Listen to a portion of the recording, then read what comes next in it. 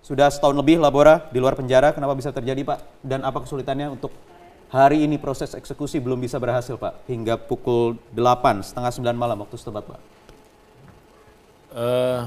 Sebenarnya kan sesuai dengan prosedur yang bersangkutan diberikan izin untuk berobat.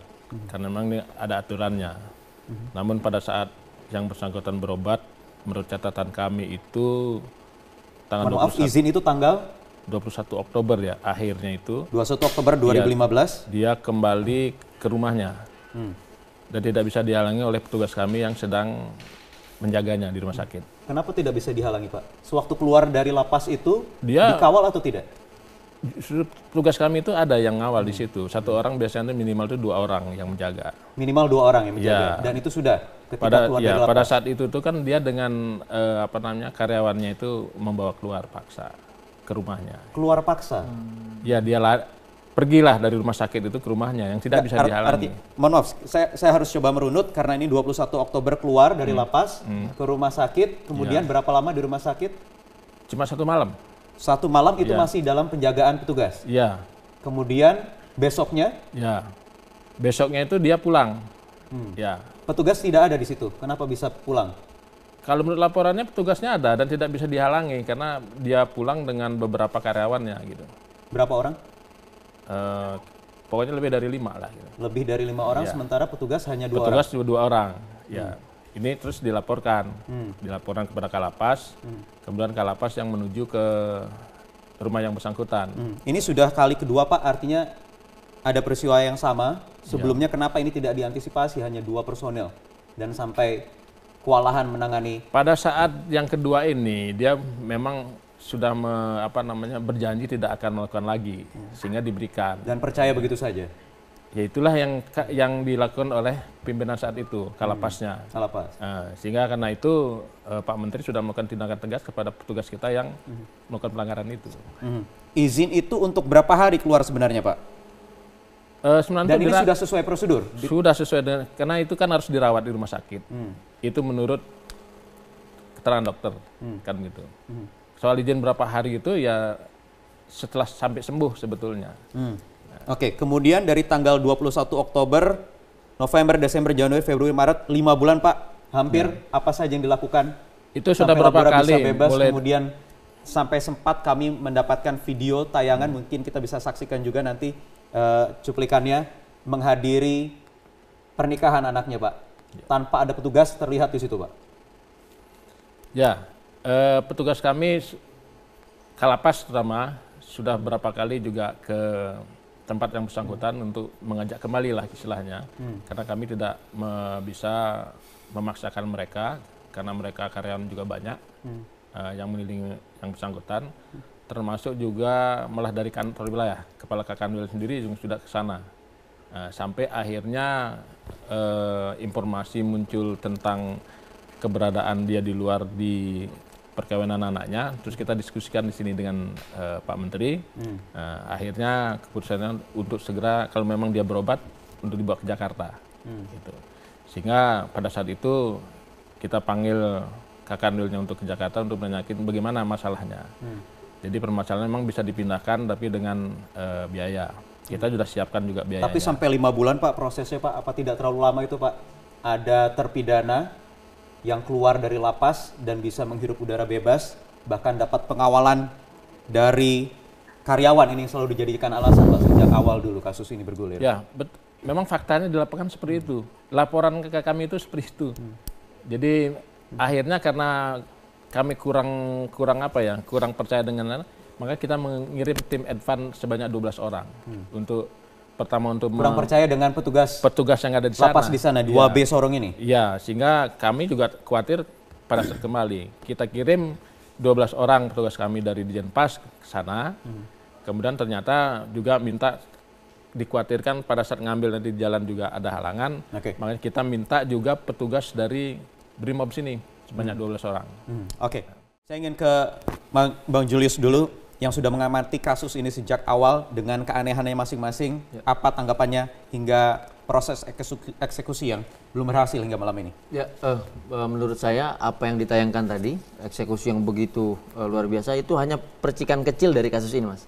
Yang paling fundamental, isu makronya adalah bagaimana supremasi hukum ini lemah jika dihadapkan pada kejahatan-kejahatan luar biasa seperti ini. Kita tahu angka 1,5 triliun itu bukan angka yang sedikit, dan ini sudah diduga dari awal, sudah kami wanti-wanti dari awal, ini bakal banyak kejanggalan. Fakta kemudian terungkap bahwa mulai dari penyelidikan, penyidikan, penuntutan, hingga putusan di tingkat pertama, itu begitu banyak kejanggalan. Nah, itu dia kenapa, karena proses pemeriksaan sampai pada putusan cukup aneh, kami juga sempat menggaungkan kepada publik, menyatakan bahwa jangan sampai nanti ketika masuk putusan, sampai kepada lapas ini masuk angin, eksekusi masuk angin, karena percuma kejanggalan di belakang itu sudah. Inilah yang terjadi sekarang. Jadi percikan kecil. Dan sebentar Bung Julius, saya ingin kembali ke Pak Wayan untuk bisa mengomentari. Kita ulang lagi, ada gambar saat Laboratorius pada bulan Januari lalu. Ini gambarnya Pak. Ini menghadiri pernikahan anaknya Pak. Di mana saat itu petugas lapas? Ada hadir di situ Pak? Tidak ada, karena dia ini kan berangkatnya dari rumahnya, Bu. Karena sudah keluar dari rumah sakit dan kita tidak ada petugas yang mengawal di sana. Tapi kita tahu dia ada di rumahnya. Termasuk tahu juga petugas ada di lokasi ini, di tempat pernikahan? Kita tidak tahu juga kalau di sana tuh ada petugas. Hanya laporan dari kelapasnya yang bersangkutan itu dijaga pada saat di rumah sakit. Gitu. Kemudian yang bersangkutan pulang. Oke, Bung Julius, ada tanggapannya? Oh iya jelas. Ini melanjutkan yang tadi, pasca putusan MA seharusnya itu sudah tidak ada problem lagi, dan ujungnya hanya dieksekusi sebetulnya. Ketika kejaksaan harusnya mengeksekusi dan sudah dimasukkan ke lapas. Nah, yang ke belakang itu kita sudah lihat gelagat-gelagat buruk, kejanggalan yang sudah banyak sekali kita lihat. Publik sudah tahu betapa janggalnya proses hukumnya. Nah, ini yang kami nyatakan tadi sebelumnya, sebaiknya memandang bukan lagi dengan presumption of innocence, karena sudah banyak pelanggaran, terlebih lagi kaburnya termasuk ini tidak bisa juga diberikan kepercayaan begitu saja, sudah janji tidak akan melarikan diri dan lain karena sebagainya. kita tidak bisa lagi menerapkan presumption of innocence. Dia sudah executable, sudah putusan kasasi, sudah bersalah, terlebih lagi sudah punya track record ketika diberi izin kabur. Nah, kalau mau kita lebih detail lagi, izin untuk berobat yang dimintakan kalau tidak salah sempat diberitakan itu sakit pinggang dan kesemutan.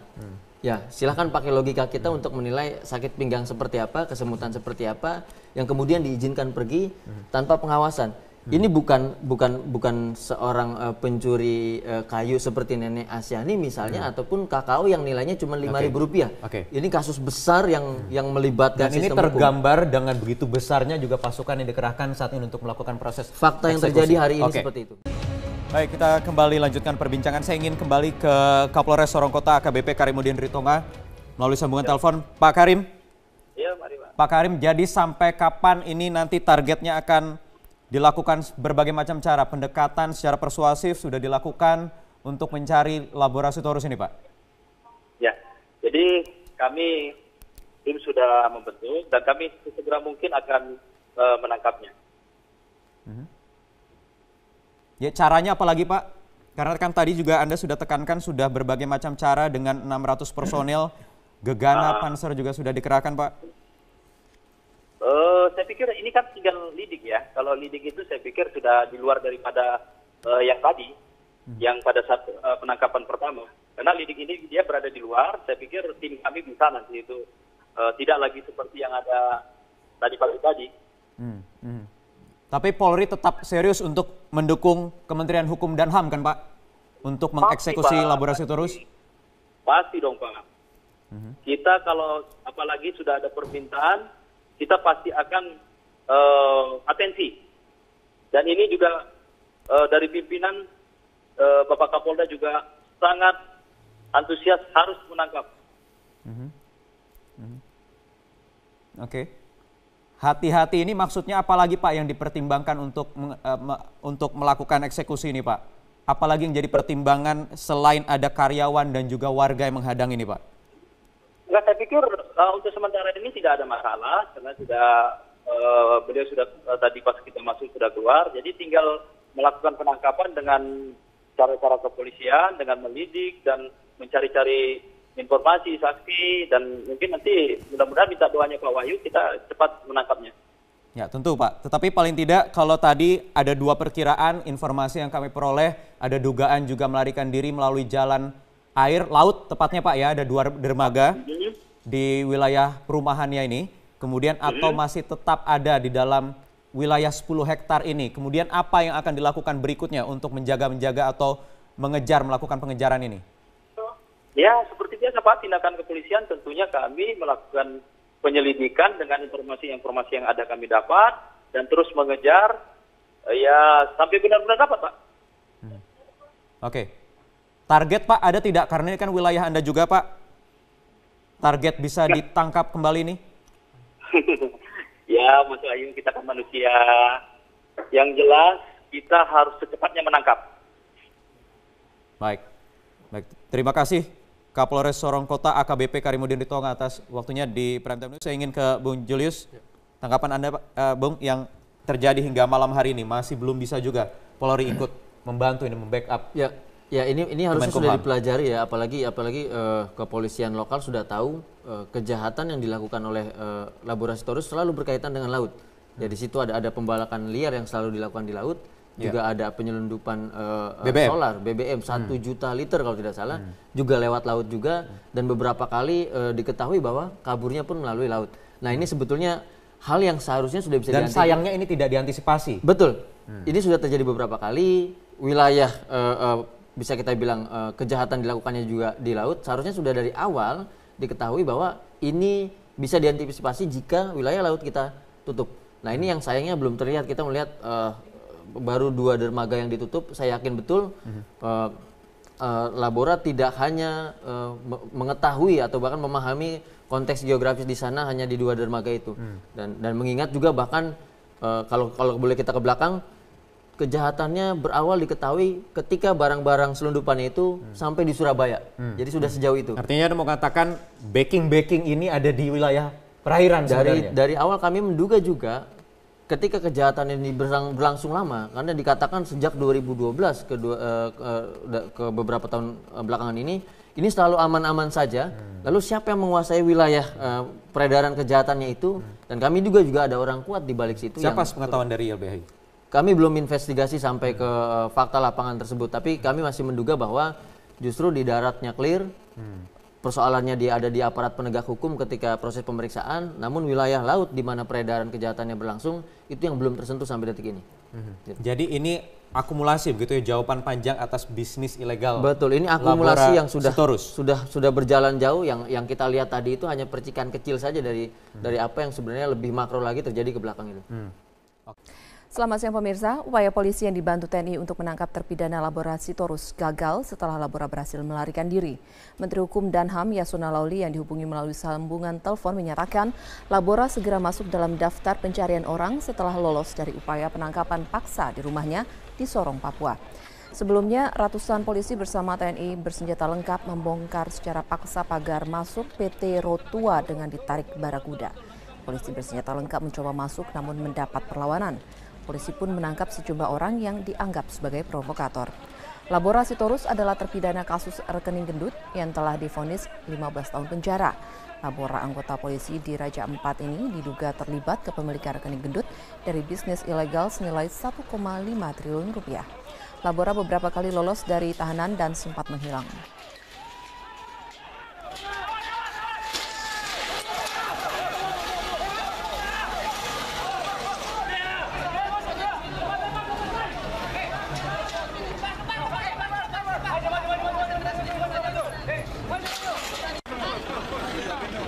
Polisi berhasil menangkap Laborasitorus terpidana kasus rekening polisi gendut dari tempat kediamannya di Sorong, Papua Barat. Penangkapan polisi mendapat perlawanan dari sejumlah orang.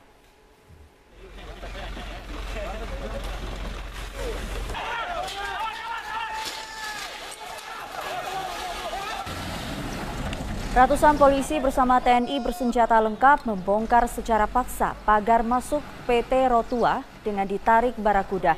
Polisi bersenjata lengkap mencoba masuk namun mendapat perlawanan. Polisi pun menangkap sejumlah orang yang dianggap provokator.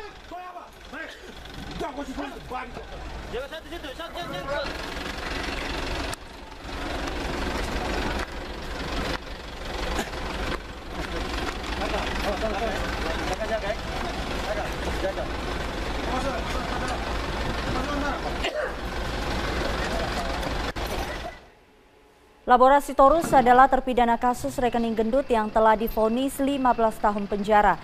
Labora, anggota polisi di Raja Ampat, diduga terlibat kepemilikan rekening gendut dari bisnis ilegal senilai 1,5 triliun rupiah. Labora beberapa kali lolos dari tahanan dan sempat menghilang.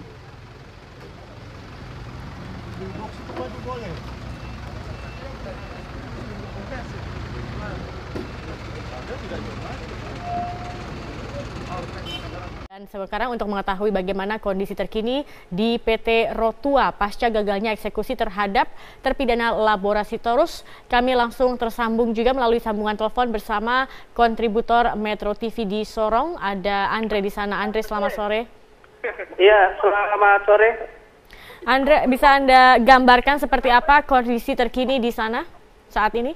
Iya, kondisi terkini di PT Rotua sendiri, polisi masih sedang berjaga-jaga dibantu oleh Satuan Brimob 3 Peleton. Dan saat ini dikabarkan bahwa Menki 61 atau Kapolda Papua Barat, Brigjen Royke Romoa sedang melakukan negosiasi di dalam PT Rotua. Negosiasi ini terkait dengan? Terkait diindikasikan bahwa Labora Sitorus masih berada di dalam PT Rotua. Masih di dalam PT Rotua ini, artinya belum lari jauh seperti yang banyak diindikasikan seperti itu. Iya, sampai saat ini karena keterbatasan kami juga tidak bisa dapat akses untuk masuk ke dalam. Begitu. Informasi yang Anda dapat ini sumbernya dari mana, Andre, mengenai keberadaan bahwa kemungkinan masih ada di dalam PT Rotua ini? Kebetulan tadi ada Menki 61 atau Kapolda sedang negosiasi di dalam. Dan rekan-rekan dari kepolisian serta aparat yang lain memastikan bahwa Kapolda sedang melakukan negosiasi dengan sejumlah pihak daripada Labora Sitorus sendiri. Oke, artinya untuk situasi sekarang sudah kondusif, warga ataupun juga orang-orang yang tadi berusaha untuk melindungi Labora juga sudah tidak lagi ada di sana? Iya, benar sekali. Untuk ini situasi di Tempat Garam sendiri sudah kondusif. Dan jalan sudah bisa berlangsung normal seperti biasanya. Baik, kemudian selanjutnya bagaimana juga, mungkin Anda bisa ceritakan juga kronologis ketika kejadian ini terjadi saat itu? Bagaimana, bisa diulangi? Kronologis kejadian. Ya, kronologis kejadian penangkapan atau maksudnya kami eksekusi berawal dari tadi mulai pukul jam 5 waktu Indonesia bagian timur, Kepolisian Polres Sorong Kota menggelar apel bersama dengan TNI untuk mengeksekusi terpidana Labora Sitorus di Tempat Garam. Tepat pada pukul 7.00 waktu Indonesia Timur, ratusan polisi dibantu TNI mengeksekusi di PT Rotua. Dan hingga kini keberadaan Labora Sitorus sendiri masih belum diketahui secara pasti. Oke. Tetapi indikasinya masih berada di dalam kawasan PT Rotua. Untuk indikasi sementara ini bahwa Labora Sitorus masih ada di dalam PT Rotua atau di kediamannya di Rufai Tempat Garam. Oke, baik. Terima kasih Andre, kontributor Metro TV dari Sorong, Papua Barat. Hingga kini keberadaan Labora Sitorus masih dicari oleh tim gabungan dari Polri dan TNI, dan untuk informasi terkini kami sudah bergabung bersama dengan Dirjen Lapas Kemenkumham Iwayan Kusmianta Dusak melalui sambungan telepon. Selamat sore Pak Wayan. Selamat sore.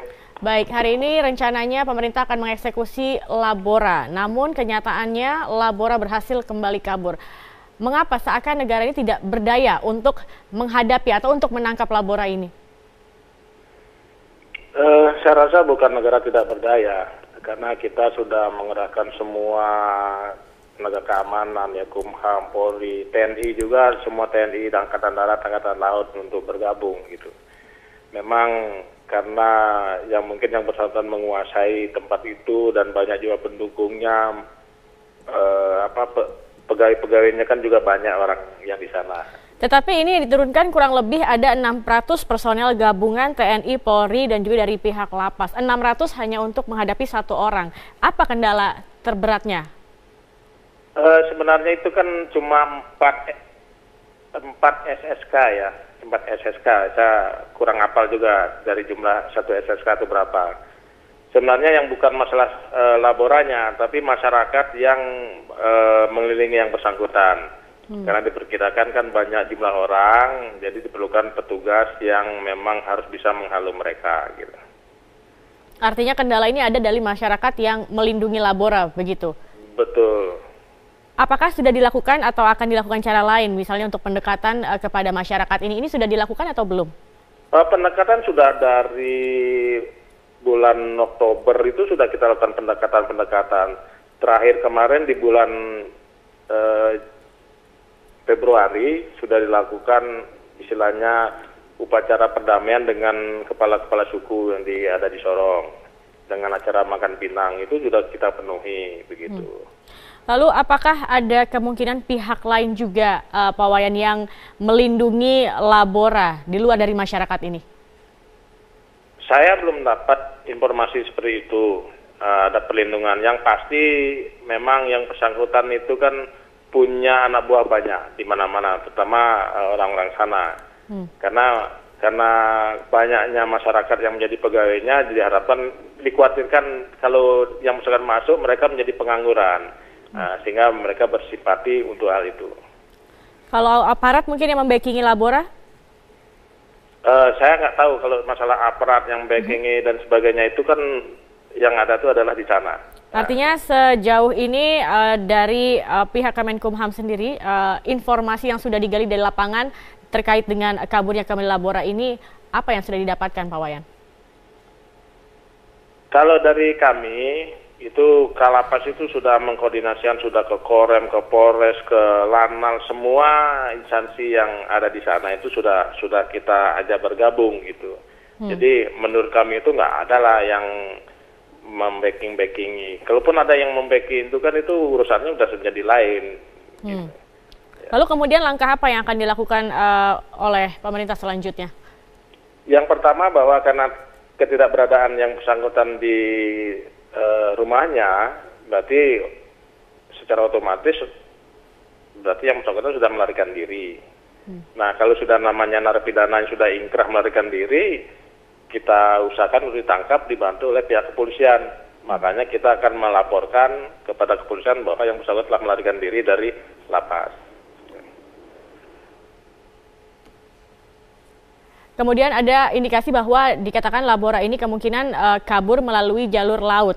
Apakah sudah ada juga rencana dari pemerintah sendiri untuk melakukan langkah terkait dengan jalur laut ini sendiri, Pak Wayan? Memang informasinya antara lain bahwa di belakang rumah itu ada 2 atau 3 dermaga yang sebenarnya juga sudah ada polisi juga yang di sana. Tapi kan garis pantai itu kan agak luas, ya keterbatasan dengan petugas polisi ini karena area yang menjadi tempat sembunyian itu cukup luas juga gitu. Artinya akan ada penambahan personel juga nantinya, Pak? Bukan. Kalau ini kan kita masih pertama menduganya dia masih bersembunyi di sekitar area itu. Ya. Apakah di bunker atau di gudang atau di mana. Yang kedua adalah kemungkinan dia sudah lolos keluar dari area itu. Ya tidak tahu bagaimana, entah melalui laut dan sebagainya. Nah, dan ini untuk menghindari yang bersangkutan untuk lari ke luar negeri, saya sudah minta kepada Pak Dirjen Imigrasi untuk dilakukan pencekalan. Oke, baik. Pak Wayan Kusmianata Dusak, Dirjen Lapas Kemenkumham, terima kasih telah bergabung bersama kami di Metro hari. Nah, kalau bicara soal uang untuk masuk angin, begitu ya, kita pakai istilah itulah ya. Ini kira-kira bisa kejadian seperti ini masuk anginnya di sebelah mana? Loh, pertama kan bebas di PN. Itu dihukumnya oleh Mahkamah Agung kan? Karena pembalakan liar, pencucian uang, itu nilainya besar. Kita orang tahu bermain uang segitu besar itu. Kenapa pakai itu sampai bebas? Satu, itu. Kemudian di LP, kenapa usah dieksekusi? Ketiga, ketika sekarang di LP alasan sakit, bisa keluar. Kenapa gak ada pengawalan yang begitu ketat? tidak ada makan siang yang gratis. Tapi yang menarik ini ya, laborasi Taurus ini kan izin sakit begitu ya, dan sudah dijaga ada 2 penjaga. Berdasarkan informasi yang kami dapatkan di sana. Dan kemudian 2 penjaga ini kok bisa nggak tahu begitu ya, laborasi Taurus melenggang begitu saja dan katanya sudah pergi dari cukup lama begitu. Bayangin, dijaga oleh 2 petugas. Sebelumnya kalau sebelumnya orangnya misalkan tidak pernah ada kejadian hal yang sama, oke, dimaklumi. Kan pernah ada pengalaman yang sama, pernah melakukan hal yang sama, eksekusi susah, kenapa petugasnya ini lengah? Malah 2 orang, yang minimal dijagalah gantian. Nah sekarang kan nggak mungkin dong kalau 2 sampai nggak tahu. Kan lama. Alasan dari rumahnya dari LP ke rumah sakit itu kan alasannya sama, penyakitnya berat. Kenapa sekarang logika sederhananya ketika penyakitnya berat, kenapa nggak langsung dibawa ke Jakarta dulu? Baru kemarin mau dibawa ke Cipinang kan? Itu kan pertanyaan besar kita kan. Kang Asep, ini kalau Kang Asep lihatnya ini apa yang terjadi nih sekarang? Ya ini kan pemerintah tidak kapok-kapok. Labora ini dari mulai penyelidikan, penyidikan, di PN sampai eksekusi kan bermasalah. Ketika mau dieksekusi juga susah banget kan. Kemudian alas sakit. Dulu juga pernah hal yang sama. Kenapa diulang lagi? Apakah Departemen Kehakiman dalam Dirjen LP tidak pernah kapok peristiwa ini? Tidak hanya ini kan, kasus yang menimpa Labora ini kan nilai uangnya besar, hukumannya juga berat, menarik perhatian publik. Seharusnya pembelajaran bagi petugas LP untuk melakukan pengawasan sangat ketat. Contohnya Gayus lah bandingannya kan. Kenapa ini dibiarkan? Kalau ini dibiarkan jadi masalah, tanda tanya. Mungkin masyarakat ya kayak tadi ketawa akhirnya. Saking keselnya udah kemudian ketawa lah lihat begini. Karena sudah biasa. Karena melihat laborasi Taurus yang sudah sejak awal disorot dengan begitu ketat aja bisa kejadian kayak gini lagi. Gimana yang lain gitu kan? Jadi akhirnya kemudian masyarakat jadi timbul satu keraguan seperti itu. Akan kemampuan dari negara untuk mungkin masyarakat sudah nggak ragu lagi, sudah biasa lah karena uangnya gede gitu kan. Orangnya sekelilingnya juga kita tahu siapa. Tapi memang Kang Asep mengendus hal itu juga, adanya aliran yang besar ini kan tidak sekali yang dilakukan.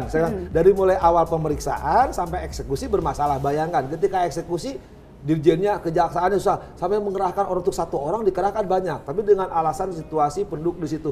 Sekarang ketika negara hadir, negara jangan kalah oleh orang-orang narapidana gitu. Kalau sekarang petugas keamanan mengerahkan banyak, aparat LP kalah oleh orang-orang yang jatuh status hukuman jadi terhukum, bayangkan dengan yang lain. Berikutnya adalah begini, ketika kemudian memang ada misalnya kita mengasumsikan ada orang-orang daerah yang berwenang misalnya membantu begitu ya, atau melindungi sedemikian rupa, kok masih berani ya dengan sorotan yang sedemikian besar begitu dari media, masyarakat dan pusat? Beban tersandera. Nah sekarang kalau memang pusat berani membuka ini dong.